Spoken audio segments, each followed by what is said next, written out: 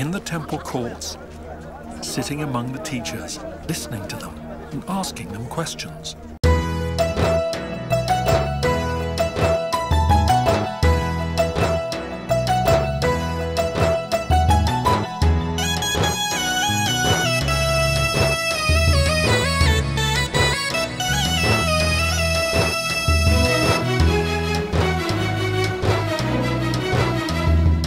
ప్రశ్నలతో మొదలైన భక్తి జీవితం పరిశోధనతో కొనసాగును ప్రయాణం. ప్రశ్నలతో మొదలైన భక్తి జీవితం పరిశోధనతో కొనసాగును ప్రయాణం. యేసుక్రీస్తు ప్రభువే సమాధానకర్త, యేసుక్రీస్తు ప్రభువే సమాధానకర్త. నీ ప్రశ్నలన్నిటికీ ప్రభువిచ్చును ఉత్తరం, నీ ప్రశ్నలన్నిటికీ ప్రభువిచ్చును ఉత్తరం. ఉత్తరము దేవుని సమాధానము, ఉత్తరము క్రీస్తు మహాజ్ఞానము. ఉత్తరము దేవుని సమాధానము, ఉత్తరము క్రీస్తు మహాజ్ఞానము.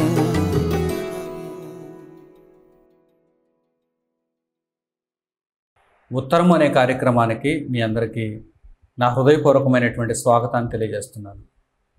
నా ప్రియులారా, ప్రభువైన యేసుక్రీస్తు వారి పేరిట మీ అందరికీ వందనములు. ఈరోజు నేను చెప్పబోయేటువంటి సమాధానం అబ్రహాము గారి యొక్క వయస్సు.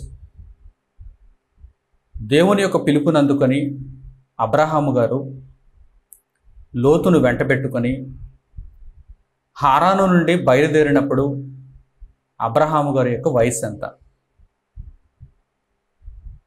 ఈ విషయమై కొంతమందికి సందేహాలు ఉన్నాయి. ఆ సందేహాలను ఈ కార్యక్రమంలో, ఈ పాఠం ద్వారా నేను నివృత్తి చేస్తాను. అనేక మందికి ఈ విషయమై ఎందుకు సందేహాలు పుట్టాయి అనగానే, దేవుని గ్రంథంలో వ్రాయబడినటువంటి వాక్య భాగాలను వారు సరైన క్రమంలో అర్థం చేసుకోలేదు. ఇప్పుడు ఆ వివరణ మీకు తెలియజేస్తాను. వారికి ప్రశ్నను రేకెత్తించినటువంటి వాక్య భాగాలను మొదట మనం చూద్దాం. అసలు వారికి ప్రశ్న ఎక్కడ పుట్టింది, ఎలా పుట్టింది? అబ్రహాము గారి యొక్క వయస్సును గూర్చి వారికి ఎందుకు సందేహం వచ్చింది? బైబిల్ గ్రంథంలో తికమకగా ఏమైనా రాయబడిందా? తప్పుగా ఏమైనా రాయబడిందా? అసంబద్ధంగా ఏమైనా రాయబడిందా? ఇప్పుడు మనం కూలంకుషంగా ఆలోచన చేద్దాం. ప్రియులారా, మీరందరూ కూడా తెలుసుకోవలసినటువంటి గొప్ప గొప్ప రహస్యాలు ఈ పాఠంలో ఉన్నాయి. కనుక ఆద్యంతం చక్కగా జాగ్రత్తగా విని నేర్చుకోవాలని నేను కోరుకుంటున్నాను. ముందుగా పరిశుద్ధ గ్రంథాన్ని మీరు చెంతనే ఉంచుకోవాలి. మొట్టమొదట ఆదికాండము 11వ అధ్యాయము 26వ వచనం నుంచి మనం చూద్దాం. ఆదికాండము 11వ అధ్యాయము 26వ వచనం నుంచి వ్రాయబడినటువంటి సంగతుల్లో అబ్రహాము గారి యొక్క తండ్రి అయిన తెరహు, ఆ తెరహు గారి యొక్క వంశావళి, ఆ తెరహు గారికి పుట్టినటువంటి పిల్లలు, వీరు ఎక్కడెక్కడికి ప్రయాణాలు చేశారు, తెరహు గారి యొక్క జీవితకాలం ఎంత, ఇవన్నీ కూడా మనకు కనిపిస్తున్నాయి. ఆదికాండం 11వ అధ్యాయం 26వ వచనం నుంచి ఈ సంగతులు మనకు కనిపిస్తున్నాయి. ఆదికాండము 12వ అధ్యాయం 1వ వచనం నుంచి దేవుడు అబ్రహాము గారికి దయచేసినటువంటి దర్శనం మనకు కనిపిస్తుంది. ఆదికాండము 12వ అధ్యాయము 4వ వచనంలో, ఆదికాండము 12వ అధ్యాయం 4వ వచనంలో అబ్రహాము గారు హారాను నుండి బయలుదేరినటువంటి కాలం, ఆ సమయంలో అబ్రహాము గారి యొక్క వయస్సు ఎంతో వ్రాయబడింది. అలాగే అపోస్తలుల కార్యములు 7వ అధ్యాయం 1వ వచనం నుంచి స్టెఫను గారు ఆనాడు ఇశ్రాయేలీల మధ్య, యూదుల మధ్య దేవుని వాక్యాన్ని ప్రచురించడం మనకు కనిపిస్తోంది. స్టెఫను గారు కూడా ఈ విషయాన్ని ప్రారంభిస్తున్నారు. అబ్రహాము గారు యొక్క తండ్రి తెరహు, అబ్రహాము గారికి దేవుడు ఇచ్చినటువంటి దర్శనం. దీనిని మరలా స్టెఫను గారు క్రొత్త నిబంధనలో ప్రారంభ శతాబ్దపు కాలంలో దేవుని వాక్య ప్రకటనను జరిగిస్తూ అక్కడ ప్రస్తావిస్తున్నారు. ఆ విషయం అపొస్తలుల కార్యములు 7వ అధ్యాయం 1వ వచనం నుంచి మనకు కనిపిస్తుంది. 4వ వచనంలో ఒక ముఖ్యమైనటువంటి ఆధారం కూడా మనకు లభిస్తుంది.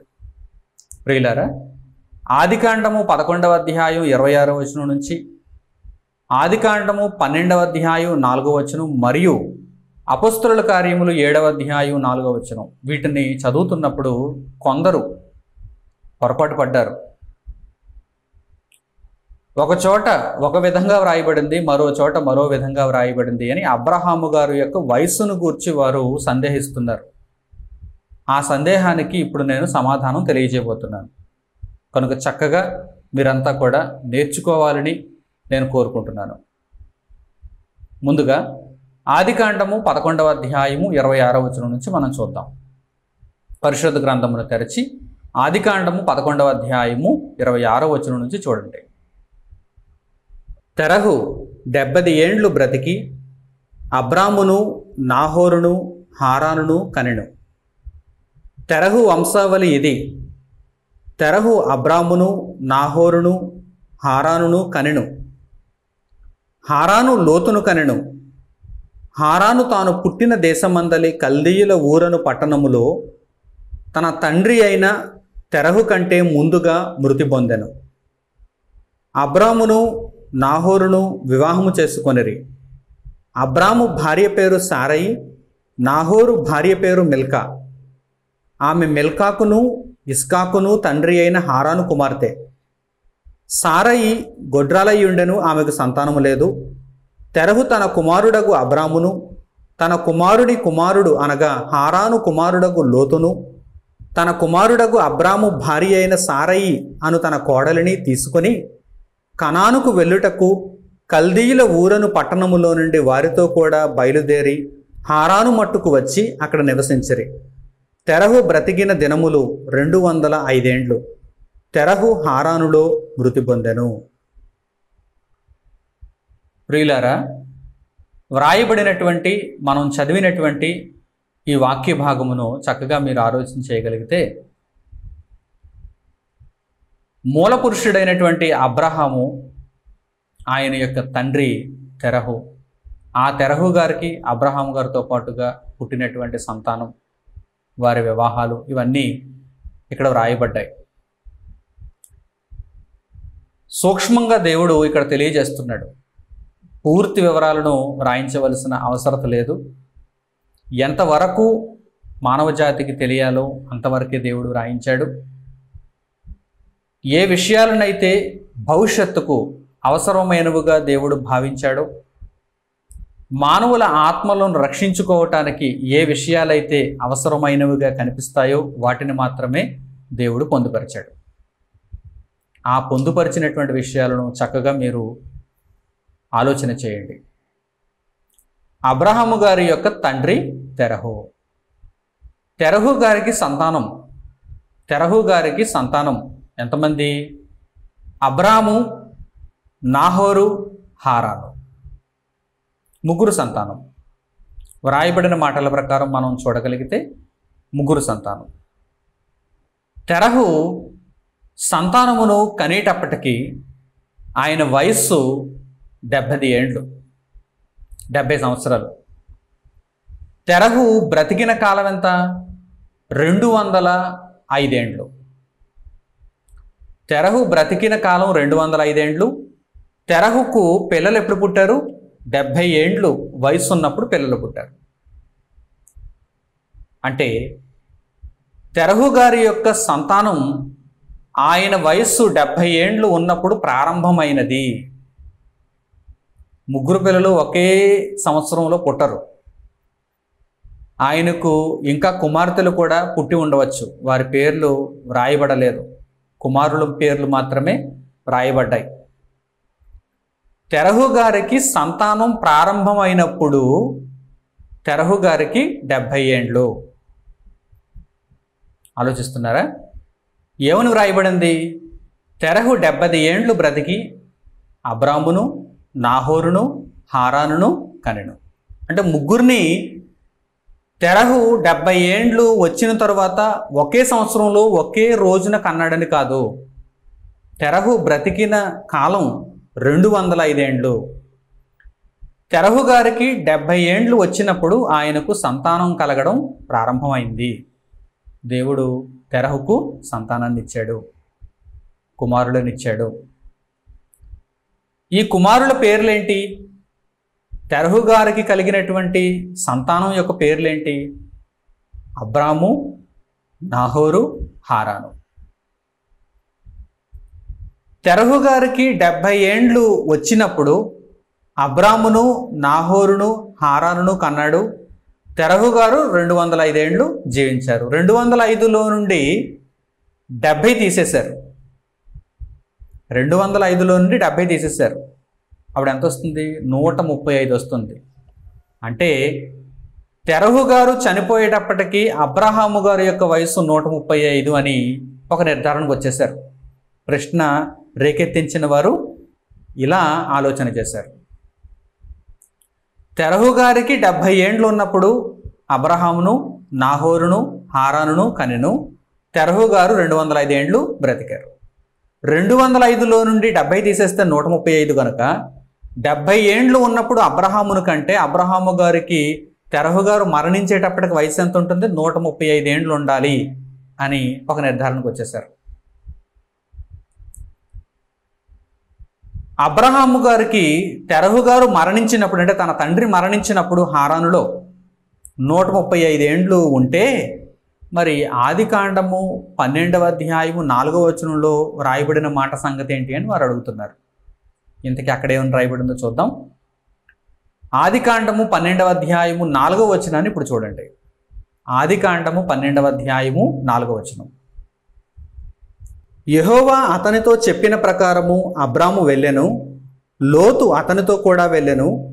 అబ్రాము హారాను నుండి బయలుదేరినప్పుడు 75 ఏండ్ల ఈడు గలవాడు. తెరహు గారు చనిపోయినప్పుడు అబ్రహాము గారి యొక్క వయస్సు 135 ఏండ్లు అనుకుంటే, మరి అబ్రహాము హారాను నుండి లోతును వెంటబెట్టుకుని బయలుదేరినప్పుడు, దేవుడు చూపించిన కనాను దేశమునకు బయలుదేరినప్పుడు 75 ఏండ్ల ఈడు గలవాడును రాయబడింది ఏంటి? 75 నిజమా, 135 నిజమా అని ప్రశ్న వేస్తున్నారు. 75 నిజం, 135 అబద్ధం.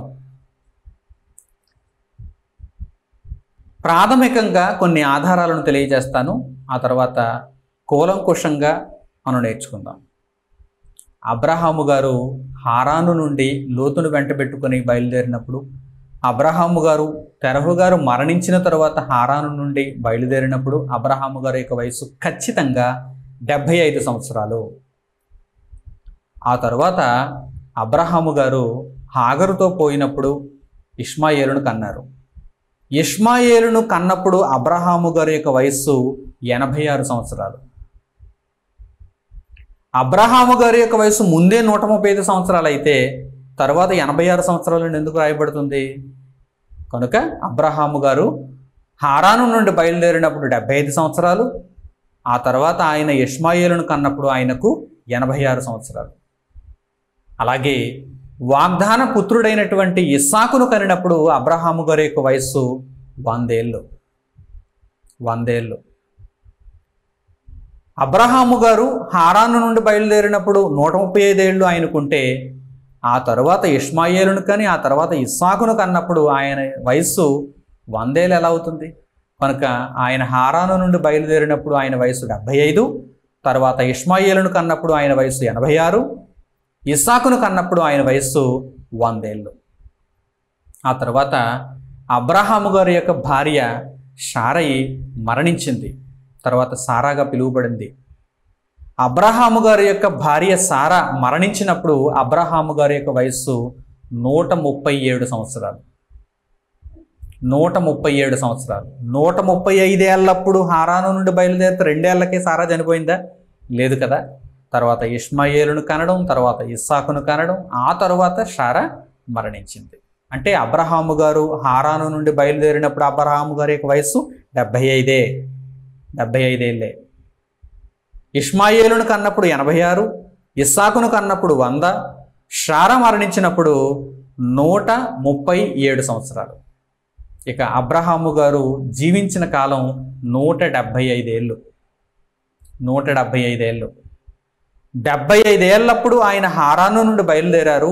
100 ఏళ్ళు ఈయన కనానుకు ప్రయాణించి అక్కడ నివసించి తర్వాత నిద్రించారు.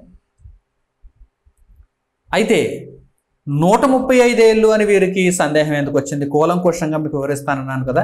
ప్రాథమికంగా ఇప్పటి వరకు మీరు తెలుసుకున్నారు. పరిశుద్ధ గ్రంథంలో వ్రాయబడిన తరువాతి ఆధారాలను బట్టి అబ్రహాము గారు బయలుదేరినప్పుడు ఆయన వయసు ఖచ్చితంగా 75 ఏళ్ళేనని స్పష్టంగా వ్రాయబడిన దాన్ని బట్టి, ఇష్మాయేలు ఇస్సాకులు పుట్టినప్పుడు అబ్రహాము గారి యొక్క వయస్సును బట్టి, షారా నిద్రించినప్పుడు అబ్రహాము గారి యొక్క వయస్సును బట్టి, అబ్రహాము గారు నిద్రించినప్పుడు అబ్రహాము గారి యొక్క వయస్సును బట్టి, అబ్రహాము గారు హారాను నుండి బయలుదేరినప్పుడు ఆయన వయసు ఖచ్చితంగా 75 ఏళ్ళేనని ఒక స్పష్టత వస్తుంది. అయితే కొంతమందికి సందేహం ఎందుకు వచ్చింది అనగానే వారు పైన చదవబడినటువంటి వాక్య భాగం ఒక దానిని విశ్లేషించామనుకుంటున్నారు, దానిని పట్టుకున్నాం అనుకుంటున్నారు. ఆదికాండము 11వ అధ్యాయం 26వ వచనం నుంచి ఏమని రాయబడింది? తెరహు గారు 70 ఏండ్లు బ్రతికి 70 సంవత్సరాలు భూమి మీద జీవించి అబ్రామును, నాహోరును, హారానును కనెను అని రాయబడింది కదా. తెరహు గారికి 70 ఏళ్ళు ఉన్నప్పుడు అబ్రహాము గారు పుడితే, తెరహు గారు మరణించినప్పుడు 205 ఏండ్లు తెరహు గారికి ఉంటే, 205లో నుండి 70 తీసేస్తే 135 ఏళ్ళు అబ్రహాము గారికి ఉంటాయి కదా. కనుక అబ్రహాము గారు తెరహు మరణించిన తర్వాత హారాను నుండి బయలుదేరినప్పుడు అబ్రహాము గారికి 135 ఏళ్ళు ఉండాలి కదా అని వారు అడుగుతున్నారు. ప్రియులారా, ఇక్కడ అసలు విషయం ఏంటంటే, తెరహు గారు 70 ఏండ్లు బ్రతికి సంతానాన్ని పొందారు. ఎవరిని మొట్టమొదట కన్నారు అనేది అక్కడ వ్రాయబడలేదు. ఆ వరుసను వారు పుట్టినటువంటి వరుసగా మీరు తీసుకోకూడదు, ప్రాధాన్యత వరుసగా తీసుకోవాలి. ఏ వరుస? తెరహు గారు 70 ఏండ్లు బ్రతికి అబ్రహామును, నాహోరును, హారానును కనెను అనే మాట వ్రాయబడినప్పుడు ఆ వరుస క్రమం వారు పుట్టిన వరుస క్రమం కాదు, ప్రాధాన్యత వరుస క్రమం. ఎవరికి ప్రాధాన్యత ఉంది? తెరహు గారి సంతానంలో ఎవరు గొప్పవారు? ఎవరికి ప్రాధాన్యత ఉంది? అబ్రహాము గారికి ప్రాధాన్యత ఉందా? నాహోరుకు ప్రాధాన్యత ఉందా? హారానుకు ప్రాధాన్యత ఉందా? అబ్రహాము గారికి ప్రాధాన్యత ఉంది. దర్శనం ఎవరు పొందారు? దేవుడు ఎవరిని నిర్ణయించుకున్నాడు? ఎవరి గర్భంలో నుండి యేసుక్రీస్తు ప్రభువు రావాలి? అబ్రహాము. అనేక మందికి తండ్రి అబ్రహాము.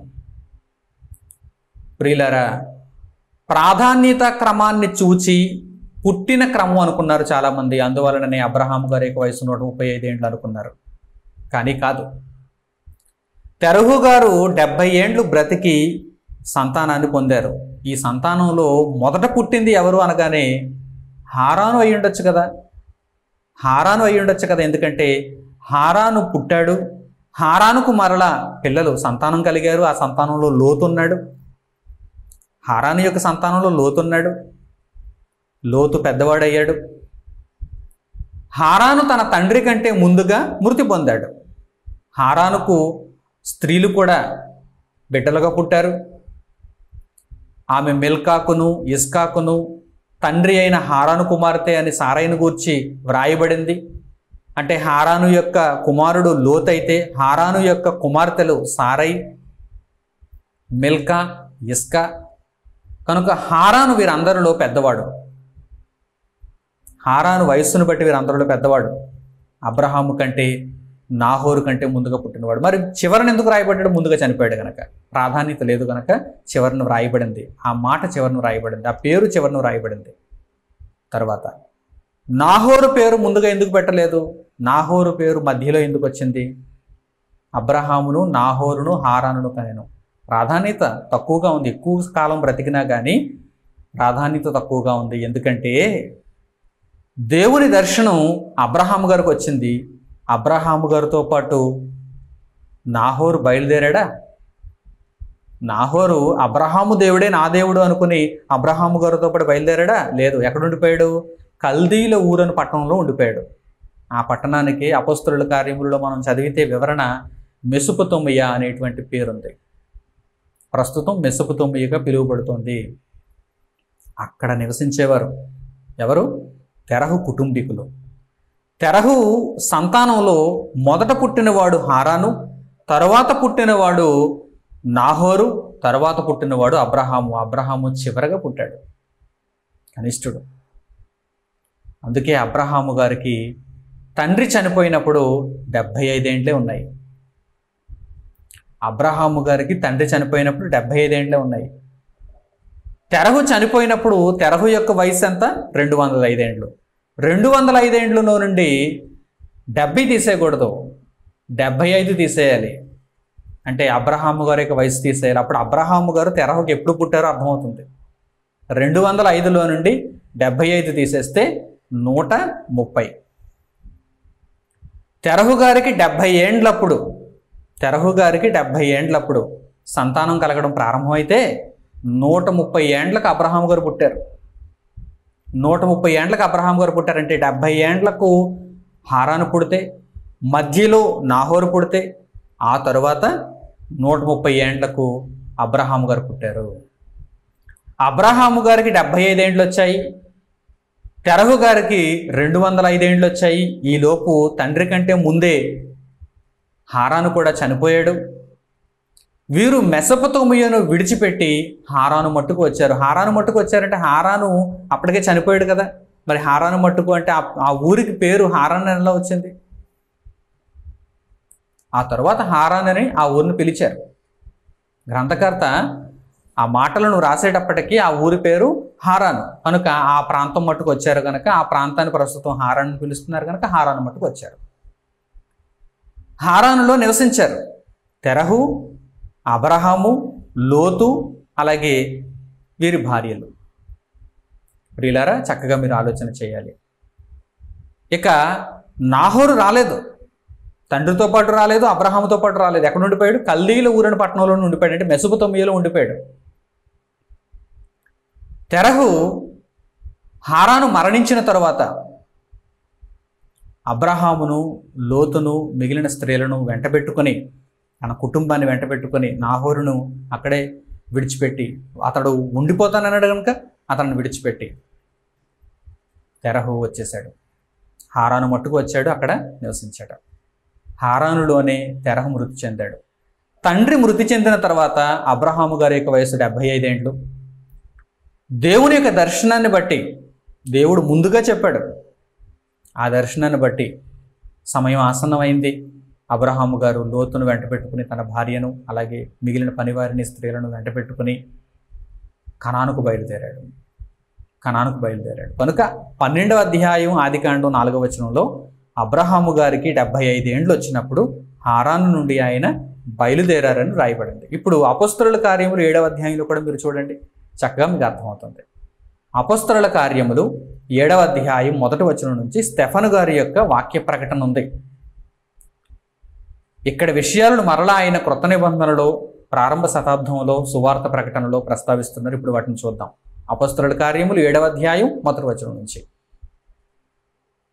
ప్రధాన యాజకుడు ఈ మాటలు నిజమేనా అని అడిగాను. అందుకు స్టెఫను చెప్పినదేమనగా, సహోదరులారా, తండ్రులారా, వినుడి. మన పితరుడైన అబ్రహాము హారానులో కాపురం ఉండక మునుపు మెసొపొతేమియాలో ఉన్నప్పుడు మహిమగల దేవుడు అతనికి ప్రత్యక్షమై, నీవు నీ దేశమును నీ స్వజనమును విడిచి బయలుదేరి నేను నీకు చూపింపబోవు దేశమునకు రమ్మని అతనితో చెప్పాను. అప్పుడు అతడు కల్దీయుల దేశమును విడిచిపోయి హారానులో కాపురం ఉండెను. అతని తండ్రి చనిపోయిన తరువాత అక్కడ నుండి మీరిప్పుడు కాపురం ఉన్న ఈ దేశమందు నివసించుటకై దేవుడు అతన్ని తీసుకుని వచ్చాను. ప్రియులారా, ఆలోచన చేస్తున్నారా? స్టెఫను గారు దేవుని వాక్యాన్ని వివరిస్తున్నారు, ప్రకటిస్తున్నారు. అప్పుడు ఇదే విషయాన్ని ఆయన ప్రస్తావిస్తున్నారు.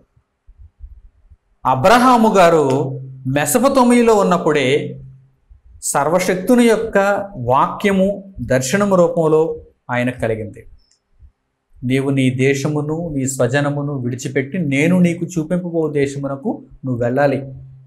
అంటే కల్దీయుల ఊరను, ఈ పట్టణమును నీవు విడిచిపెట్టి బయలుదేరాలి, మెసొపొతేమియాను నువ్వు విడిచిపెట్టి బయలుదేరాలి అన్నప్పుడు వారు బయలుదేరారు. ఎక్కడికి వెళ్ళారు? తన తండ్రితో పాటుగా హారాను మట్టుకు వచ్చి అక్కడ నివసించారు కొంతకాలం. కనానుకి ఇంకా వెళ్ళలేదు, హారాను మట్టుకు వచ్చారు, అక్కడ నివసించారు. తండ్రి తెరహు 205 ఏండ్లు బ్రతికి చనిపోయాడు. తండ్రి చనిపోయిన తర్వాత అబ్రహాము గారు 75 ఏళ్ల వయస్సు కలిగిన వారై లోతును వెంటబెట్టుకుని కనాను దేశానికి ప్రయాణం అయ్యారు. ఇది అసలైనటువంటి విషయం. అయితే అబ్రహాము గారి యొక్క వయస్సు 75 కాదు, 135 ఏమో. 135 కావచ్చు, 75 కావచ్చు, 2 విధాలుగా వ్రాయబడింది ఏంటి అని కొంతమందికి ప్రశ్న వచ్చింది కదా. ఎందుకు వచ్చింది? ఇంతకీ 135 ఏండ్లు అని ఎక్కడ వ్రాయబడలేదు. వీరి యొక్క ఊహ అంతే, మనుషుల ఊహ ఇదంతా. ఆ ఊహ ఎలా కలిగి ఉన్నారో తెలుసా? దేనిని బట్టి కలిగి ఉన్నారో తెలుసా? తెరహు గారు 70 ఏండ్లు బ్రతికి అబ్రామును, నాహోరును, హారానును కనెను అని వ్రాయబడింది కనుక తెరహు గారు 70 ఏండ్లు వయసు ఉన్నప్పుడు అబ్రహామును మొదట కని ఉన్నారు అని వారు అనుకున్నారు, ఎజంప్షన్. కానీ కాదు, అక్కడ వ్రాయబడినది ప్రాధాన్యత క్రమం. పరిశుద్ధ గ్రంథంలో ప్రాధాన్యత ఎవరికి ఉంది? చివరి వరకు ఎవరు కనిపిస్తున్నారు? అబ్రహాం గారు కనిపిస్తున్నారు. నాహోరు కనిపిస్తున్నాడా? హారాను కనిపిస్తున్నాడా? వీళ్ళరా ఒకవేళ పుట్టిన వరుస క్రమమే వ్రాయాలి అనుకుంటే దేవుడు ఇదిగో ఇప్పుడు ఇతడు పుట్టాడు, తర్వాత ఇతడు పుట్టాడు, తర్వాత ఈమె పుట్టిందని వివరంగా వ్రాయిస్తాడు. కానీ అక్కడ తెరహుకు 70 ఏండ్లు వచ్చినప్పుడు అతనికి సంతానం కలిగింది, అతని సంతానం వీరు అని కేవలం ఓవరాల్గా దేవుడు రాయించాడు, మొత్తం మీద దేవుడు రాయించాడు. అంతే తప్ప తెరహుకు ఎంత వయసు ఉన్నప్పుడు ఇతడు కలిగాడు, తెరహుకు ఎంత వయసు ఉన్నప్పుడు అతడు కలిగాడని మాత్రం రాయించలేదు. కనుక మీ ఎజంప్షన్స్ని పక్కన పెట్టండి. ఆత్మల రక్షణార్థమై పరిశుద్ధ గ్రంథమును చాలా జాగ్రత్తగా చదవాలి. మీ ఆత్మను మీరు రక్షించుకోవటానికి దేవుని గ్రంథమును చాలా జాగ్రత్తగా చదవాలి. అనాలోచితంగా చదవకూడదు. మీ ఆలోచనలను, మీ అభిప్రాయాలను పరిశుద్ధ గ్రంథంలోనికి చొప్పించి చదవకూడదు. అప్పుడు ఖచ్చితంగా పక్కదారి పడతారు. కనుక ప్రాధాన్యత క్రమాన్ని బట్టి అబ్రహాము గారు అక్కడ గొప్పవారు కనుక అబ్రహాము గారి యొక్క పేరు ముందుగా ప్రస్తావించబడింది. అయితే అబ్రహాము గారు హారాను తర్వాత, నాహోరు తర్వాత తెరహుకు పుట్టారు. తెరహుకు అబ్రహాము గారు పుట్టినప్పుడు తెరహు గారి యొక్క వయస్సు 130 ఏండ్లు. తెరహు గారు చనిపోయినప్పుడు తెరహు గారి యొక్క వయస్సు 205 ఏండ్లు, అబ్రహాము గారి యొక్క వయస్సు 75 ఏండ్లు. కనుక ఈ విషయాలు స్పష్టం. ఈ విషయమై ప్రశ్నలు కలిగిన వారు ఈ సమాధానంతో తమ యొక్క సందేహాలను నివృత్తి చేసుకున్నారని నేను సంతోషిస్తూ, మరో ప్రశ్నకు సమాధానాన్ని మీరు పొందటానికి మరో కార్యక్రమం కొరకు మీరు వేచి చూడాలని నేను మీకు ప్రేమతో తెలియజేస్తూ దేవుని వాక్యమును ఇంతటితో ముగిస్తున్నాను. తండ్రి అయిన దేవునికి ప్రార్థనలు ఏకీభవించండి. మహోన్నతుడు అయిన మా కన్న తండ్రి, మీ ఉన్నతమైన ప్రేమ, మీ అమూల్యమైనటువంటి సంకల్పం, అంతులేని మీ కృప మమ్మను బ్రతికింపజేయుచున్నది. మీ ఆలోచనలలో మమ్మను నడిపింపజేయుచున్నది. మీ వాక్యమును మాకు వినిపిస్తూ సందేహములు కలిగిన వారికి సమాధానములను దయచేస్తూ ఆత్మను రక్షించుకునే చక్కని అవకాశం కల్పించినందుకు మీకు కృతజ్ఞతలు తండ్రి. మీ కుమారుడైన యేసుక్రీస్తు ప్రభువు ద్వారా ప్రతి ఒక్కరూ రక్షణ మార్గంలోనికి వచ్చేటట్లుగా ఈ మీ మాటలు అనేక మంది హృదయాలను తట్టి లేపి పరిశుద్ధ గ్రంథపు వెలుగులో వారిని నడిపింపచేయగలుగుటకు సహాయం చేయండి. నాయన, మీ ఆత్మ ప్రేరణ చేత మీరు దయచేస్తున్నటువంటి సమస్త సద్విషయముల కొరకు మీకు కృతజ్ఞతలు తెలియజేస్తూ, మీరు పలికించిన ప్రతి మాట ప్రకారం మేము ప్రవర్తించుటకు తగిన జ్ఞానము కలిగిన వారమై ఉండగలుగుటకు మాకు సహాయం చేయమని మిమ్మల్ని వేడుకుంటూ, నాయన మీ కృపలు మమ్మను బద్ధం చేయించినందుకు మీకు స్తుతులు స్తోత్రములు చెల్లిస్తూ మా ప్రార్థన విన్నపములను ప్రభువును రక్షకుడు నేను యేసుక్రీస్తు వారి పేరిట మిమ్మల్ని అడుగుచున్నాము తండ్రి. ఆమేన్. మన తండ్రి అయిన దేవుని ప్రేమ, ఆయన కుమారుడైన యేసుక్రీస్తు వారి కృప, పరిశుద్ధాత్మ యొక్క అన్యోన్య సహవాసము మనందరికీ సదాకాలంతోనే నడిపించునుగాక. ఆమేన్. అందరికీ వందనములు. సెలవు.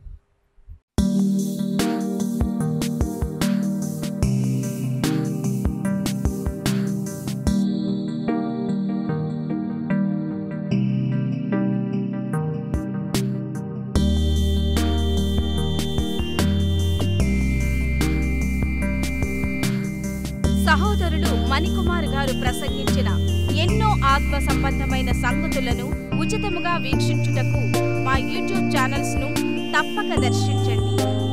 మా సమాచారమును ఎప్పటికప్పుడు తెలుసుకుని ఆత్మీయాభివృద్ధి నొందవలనంటే మా యూట్యూబ్ ఛానల్స్ ను సబ్స్క్రైబ్ చేసుకోండి. సత్వర నోటిఫికేషన్ల కొరకు సబ్స్క్రైబ్ బటన్ ప్రక్కనే ఉన్న బెల్ సింబల్ ను క్లిక్ చేయండి. మరిన్ని వివరములకు మీరు సంప్రదించవలసిన మా ఫోన్ నెంబర్స్ 8978414178 మరియు 8333927666. ధన్యవాదములు. ఈ కార్యక్రమమును అనేక మందికి పరిచయం చేయగలరని ఆశిస్తున్నాము. ప్రభువైన యేసుక్రీస్తు పేరిట మీకు శుభములు.